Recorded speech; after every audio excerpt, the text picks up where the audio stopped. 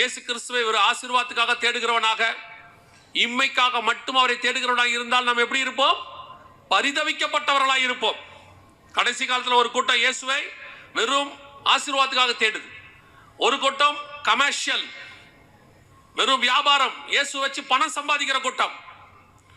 இன்னொரு கூட்டம் இயேசுவை என்டர்டைன் பண்ற கூட்டம், ஜாலியா சினிமாக்கார மாதிரி என்டர்டைன் பண்றது. இன்னொரு கூட்டம் இயேசுவை வச்சுட்டு அரசியல் தலைவர், செக்ரட்டரி, பொருளாளர், நீ என்ன வேணாலும் பண்ணிக்கோ, தேவனுக்கு முன்பாக நிற்க முடியுமான்றதை மட்டும் பார்க்கணும். பரலோகத்துக்கு வருகையில போக முடியுமான்னு பார்க்கணும். நீ எத்தனை வருஷம் ஊழியம் பண்ணங்கிறது முக்கியமே இல்லை. இயேசு வரும்போது கர்த்தருக்கு முன்பாக எப்படி நிக்கிறோங்கிறதா முக்கியம். நான் யார் தெரியுமா, எங்க அப்பா யார் தெரியுமா, ஆண்டவர் கேட்பாரு, நீ யாருன்னு எனக்கு நல்லா தெரியும். சகலமும் அவருக்கு முன்பாக நிர்வாணமா இருக்கிறது. எனவே இது கடைசி காலம்.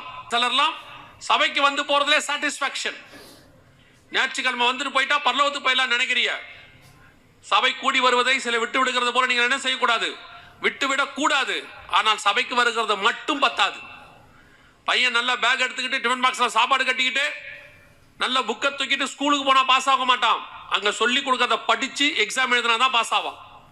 அதேதான் சபையில் என்ன சொல்லி கொடுக்க போறாவோ அதை கேட்டு மனம் திரும்பி தேவனை சந்திக்க ஆயத்தப்படணும். நான் இந்த சிலருக்குலாம் அந்த சபை பெருமை இருக்கு, டினாமினேஷன் பெருமை இருக்கு. நான் இந்த சபை, நாங்கெல்லாம் இந்த டினாமினேஷன். பரலோகத்துக்குள்ள ரெண்டே சாட்சி தான். ஒன்னு, உண்மையும் உத்தமம் உள்ளவனே எஜமான சந்தோஷத்துக்குள் பிரவேசி. ரெண்டு, அக்கிரம செய்கைக்காரரே என்னை விட்டு அகன்று போங்கள். There is no denominations. இங்கே நம்ம காலத்தின் கட்டாயம் வேற வழி இல்லை, உருவாக்கிட்டோம். ஆனா உங்க டினாமினேஷன் பரலோகத்துக்கு கூட்டு போகாது. சபை ஸ்தாபனம் பரலோகத்துக்கு கூட்டு போகாது.